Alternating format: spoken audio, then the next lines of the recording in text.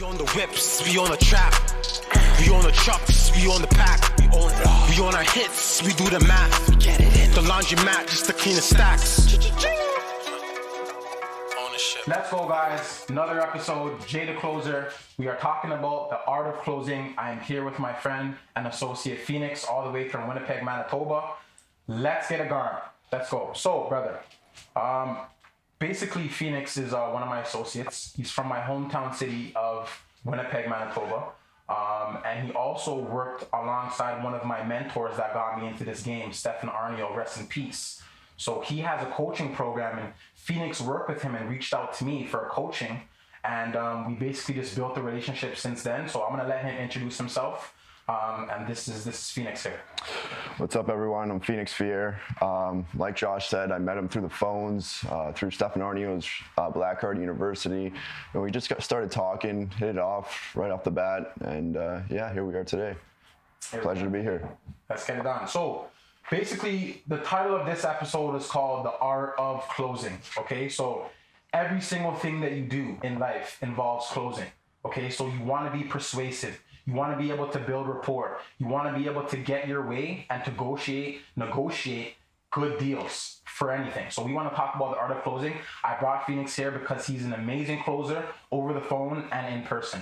Okay, so let's talk about Pheonix actually closing me.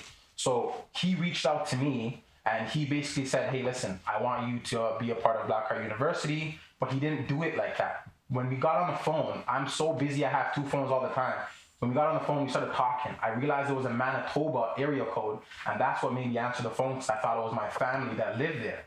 We got on the phone, he started talking, he mentioned Stefan Arnio, which is one of my mentors, and we sat on the phone for about an hour before he mentioned anything about the program. So now you're wondering, what was he talking about during these times to keep me on the phone, which is what you guys need to do if you want to close anything.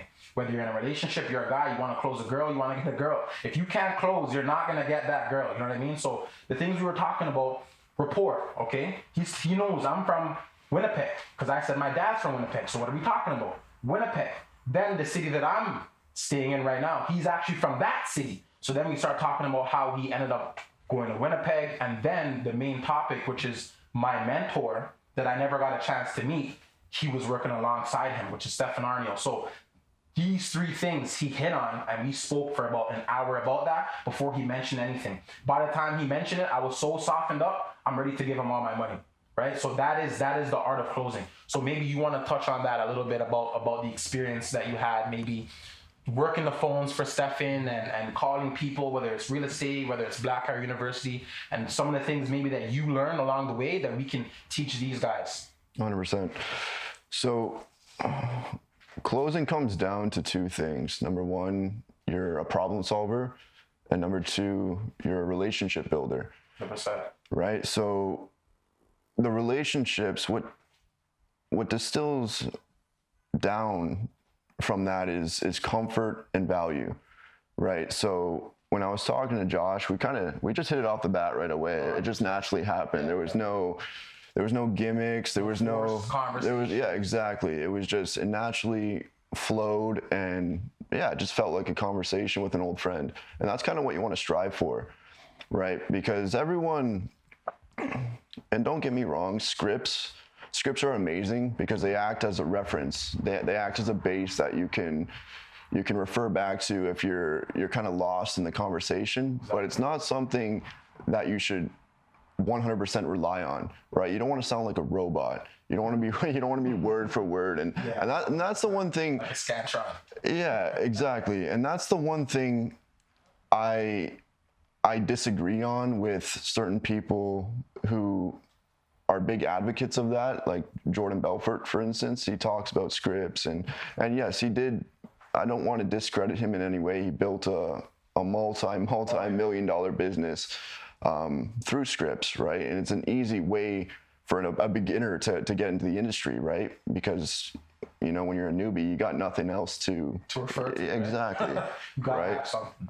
But as you start to get better and cultivate your skills, it's something you just want to have on your desk that you can look down to, you know, in a moment where you're lost for words, right? And get back on track. But yeah, it's something it's a tool. 100%. Right? It's not something, you know, you want to base the conversation off, because it's unhumane.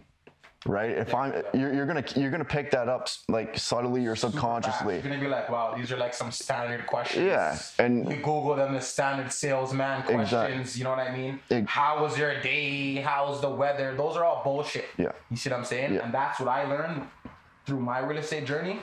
I've been in houses where I've had several offers and several investors come through, and they gave me the deal just because I sat down, talked to them, got to know them, made them feel comfortable, right? So that is really closing, right? The signing of the signature or the docu-sign of the deal, that's the standard stuff, but the closing happens when you build that relationship. Exactly. Right? What do you think the three main things of closing is? Like, what do you think it comes down to? Well, like I said, number one, relationships. Number two, problem solving. That's huge, because You gotta add value. if you're in a situation, if you're talking to someone who is not necessarily 100% going to benefit from your product, but if you go out of your way and identify their problems that they're currently dealing with, and if you can provide some sort of value that will solve that problem, that speaks 1,000 words. Gold. Because now they're thinking to themselves, okay, this guy is offering this specific product that touches on this specific need, but now he's not even referring to that anymore. He's making it personalized to my situation, and he's going out of his way to help me with what I currently need. And I did that so many times, and later down the road, you know, you might not instantly get the sell. Exactly. But that's where it comes back. And you might not even get the sell from that specific person, but they might refer you to someone because they love what you provided them and what you did. You went out of your way. Exactly. You put your own needs on the back burner, right? You put them first. And yeah, that's what business comes down to. That's the name of the right? game. Just being real. Exactly. So The gimmicks people buy through that, they see that very fast. You know what I mean? You have to be real. You have to be personable. The thing is, you can't relate to everybody, but you have to be well versed on a lot of things to talk to people. You know what I mean? And you have to be able to think quick on the spot. Right? So that comes back to what he was saying. You have to know what you're talking about. You don't want to go in there and not know anything, right? So I'm in the real estate industry. I'm not going to go into somebody's house before I sit down, I run some comps, I look at maybe some of the finishes, maybe I get some photos from the homeowner, then I go in there with some knowledge, right?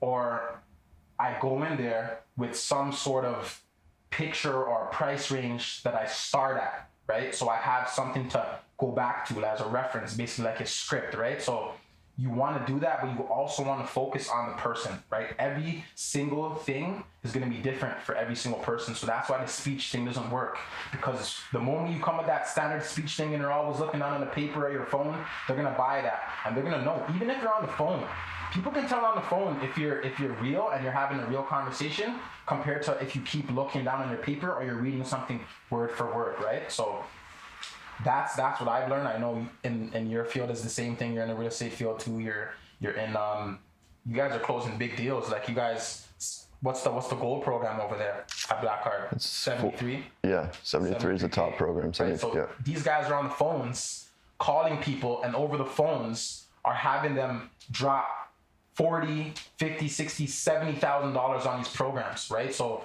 that's not a 5-minute conversation where you ask him how his day was and how the temperature was and how his dog is, right? You got to really go in depth and find out their pain points, right? You got to add value. That's the main thing to anything that you do. Even when it comes to relationships, friends, jobs, anything, you want to add value. What do you need, right? What do you need that I can provide you? And even if I can't provide you it, maybe I can go find somebody, right? Some people are fine with you middlemaning it as long as you show them that you can do it properly and you can facilitate what they need, right? So, and then getting out of the way too. 100%, and letting things go, right? The referral fees in any industry is big, right? Especially when you're closing deals. If you got somebody that refers you that deal and you're able to make anywhere from 5 to 50K, maybe 100K, depending on the type of sales you're doing, you'll gladly give that guy some money, right? Mm-hmm. Right? So 100%. you facilitate it, you get out of the way, right? And then you let it come back, and they'll keep calling you again, even though they know you're not the guy, but you're the guy that made it happen for them, right? So that's what it comes down to. So the next thing I want to really touch base on and go over is rapport, right? That word rapport, the R word when it comes to sales, right? So tell me what you think about rapport, and tell me why you think rapport is important. Well, it goes back to what you were saying earlier too. You want to be multiverse. You want to be able to have the ability to talk about multiple topics and just different facets of every industry, right? So basically, you don't want to be one-dimensional. You want to be multi-dimensional, and what that means is you're not a one-trick pony. Thank you. Like, you stole the words out of my mouth. And yeah. And then people feel comfortable when they go. And like, the difference between closing a deal and not closing a deal is rapport. And you want to, back to the relationships too, because this kind of rolls into the rapport. You want to be, I like to say, you want to be the yellow pages of your industry, right? Because if you're the man who has a guy for everything, people are going to love you, right? Because they know they can come to you, for multiple things, not just one thing, but multiple things, and they can count on you to, even if it's an introduction, right? And like I said, just getting out of the way, because you also don't want to be that guy who introduces someone and then you're like in the midst of it, getting in the way, right? So and we interrupt him one time. Yeah. The reason why he's saying this, and this is a part of the whole sales aspect that it comes down to, is when he called me to close me, okay? We had that 1 hour introduction conversation, and he's a man of his word. He said, listen, I'm going to let you talk to my higher up, which is what a lot of sales programs do. They say, okay, listen, you're the intro, you get them, okay? Which is the most important thing. Then you pass it on to the higher up. That's going to give them more education and break things down for them more. But your job is to build the relationship, which is number one. Without you, that guy doesn't get that transfer. And that's exactly what he did. He then transferred me over to, what was his name again? Damon. Exactly, right? So that's the name of the game. That's the name of the game. And then on top of that too, having the capability of reading someone's social blueprint. Exactly. Some people are high, they're loud. Some people are more low. They're like exactly composed. You want to kind of match energy, matching the energy. And that's a part of rapport. Because no one person, every person's different. Exactly. Right? So you might encounter a specific conversation with someone that they're very dominant, right? And they like things quick, right? Straight to the point. No BS, no fluff. So if you're out there just wasting this person's time and just talking about a bunch of bullshit that has nothing to do with what it is, you lost them immediately. Right away. So you got to be quick, like Josh said earlier. Think on your toes, and that's something you should really, as a salesman, you should really practice on just being able to read that and convey that energy and match it, mirroring. Exactly. So that's the exact word. So then, what do you think about persuasiveness? Okay, because it's different from rapport. But persuasiveness in closing a deal is very important. And they say some of the smartest people in the world are very persuasive. Steve Jobs, right? Able to portray and explain your idea and make people invest in it, right? That's a big skill. You got to be persuasive, right? You got to let them know, listen, I'm the guy, right? I'm gonna make you your returns, right? Forget the banks, right? Put your money with me. Bet with me. We're gonna go to the millions, right? But the thing with persuasiveness that comes back to basically being credible is you got to be a man of your word. You don't want to be a tricky salesman that is persuasive, like you're a car salesman. You're persuading somebody to buy a bad car. You know what I mean? You don't want to be those type of guys. You want to be persuasive, but also back up the service. Exactly. Right? What do you think about persuasiveness? Well, persuasiveness comes down to having complete and utter conviction in your product and believing in it 150%. And the only way you do that is actually utilizing your product each and every single day. Because that in and of itself like an expert. Yeah, confidence manifests out of that, right? So there are certain situations where, as a salesman, you'll get on a roll, right? And it seems like you're just closing everyone. It doesn't matter what they say, it doesn't matter what shit they're throwing at you, you handle it, right? And I made the mistake sometimes too, where I got overconfident. I'm like, oh, okay, I can let up on the gas a bit because I'm just that's the exact. It's like a downhill spiral. Exactly. That's the time where you want to double down, right? You want to stay in the office till 10:30, 11 at night, calling the West Coast, because you're riding that wave. Because it's peaks and valleys, right? So you want to ride the peaks and in the valleys too, right? And the thing is, you want to be prepared, right? Exactly. You want to know so much about your product or service that even on a down period, the moment somebody walks in, you never know how big that client is, right? Yep. You never know how big that deal could be. If you're ready, you're able to calculate and you're able to capitalize on that. But if you're not, you're going to lose, right? So that's where it comes back to. You got to be persuasive, but not only persuasive, you have to know about what you're talking about, right? You have to be an expert. You have to believe it, right? If you don't believe it, you're not going to portray it like this is the product, right? If you're an expensive car dealer and you drive in there with maybe like a 98 Honda, which is nothing wrong with that, and you're trying to pitch them and they see you jumping out of that, they're not going to believe you, right? They're not going to believe you. That's why some clothing stores, they give you their clothes, right? They want to pitch a lifestyle, right? They want you to wear their clothes every day. They want you to feel the fabric and feel important when they look in the mirror. So that's what they pitch to you. They want their employees to represent that company, right? So that's where persuasiveness comes in, and that is not tied with rapport, but they go hand in hand, right? You want to start with rapport, and then you want to enter into the persuasive stage, right? Where you want to set the stone, you want to set the tone with rapport. So hold on. So knowing your product, and then two, actually knowing your prospect, because you're not. I missed it. No, you're right. You're not. 9 times out of 10, these deals aren't going to be closed on the first call. No. So when you make that second, that third, that fourth call, even, you want to make. So exactly, you want to have notes. You want to make sure you know where you last left off, because people are going to catch on that right away, and that's just a telltale sign, right? It's bullshit. Where they know, like, this guy is on it.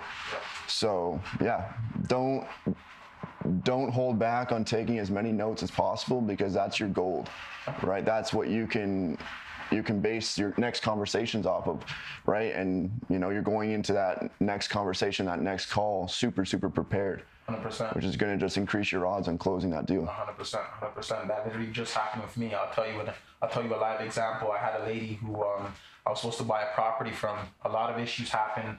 Her mother ended up passing away, and some sad things ended up happening due to COVID. And I kept following up with her, like, even just like courtesy text messages. Hey, how's your mom? I wish her, well, this is before when she was in the hospital, I was saying, hey, how's your mom? I hope she's okay. Then after she passed away, the deal kind of fell through, but I still cared, right? Like, you have to still follow up. And I remembered everything she told me. Then down the line, I was driving by the house and I seen her. I said, hey, how's it going? She goes, oh, I've been looking for your number. I've been trying to call you. We're looking to sell now, right? So those conversations, she remembers it, right? When she's looking to sell her house, she knows this is the guy who actually cares, right? Yeah. He's the guy who remembers the things that I said. He's the guy who actually, he cares about me, not only the deal. I let her know, listen, don't worry, take your time, right? Some people would have hounded her and maybe tried to sue her, or maybe would have, no, I'm not into that type of game. It wouldn't have been profitable in the end. So you gotta be on point, and you gotta really care.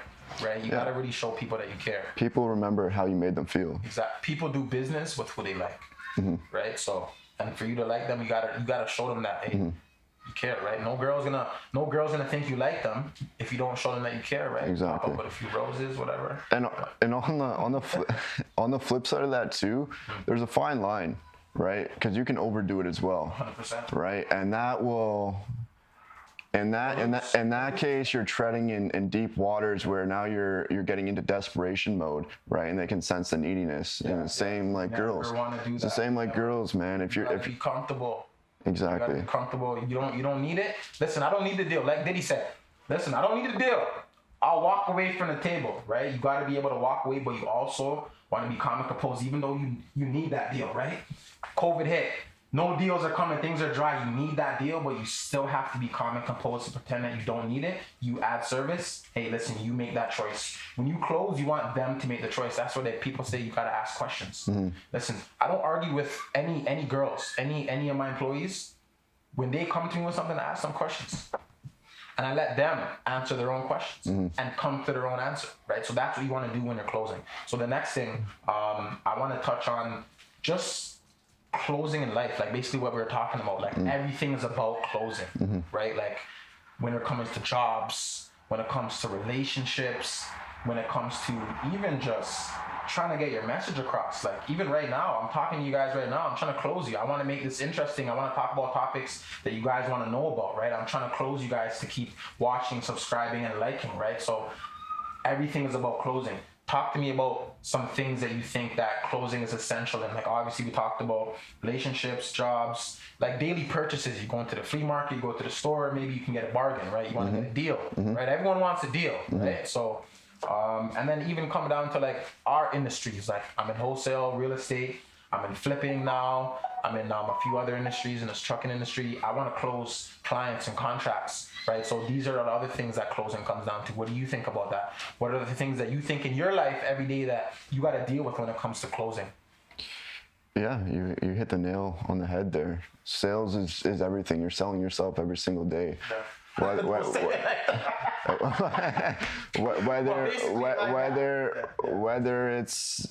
it's a cute blonde girl at the bar or it's $1 million deal on the table that you're trying to bring across the finish line, everything's a sale. So it's a transmutable skill that you can bring to any industry that you decide to pursue.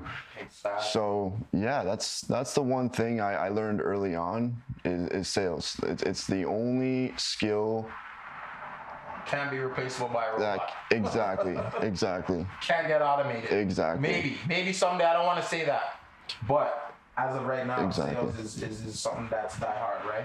A lot of these industries are getting automated, right? With all this technology, but sales is die hard, right? No matter what, people are always going to want that face-to-face phone call interaction. They don't want to hear robots and automatic messages and automatic voicemails. They don't want to hear those, right? So you've got to be able to sell, right? So I mean, closing is everything, right? So the name of the real estate channel, the name of the YouTube channel is Jay the Closer, right? So I'm in the closing game.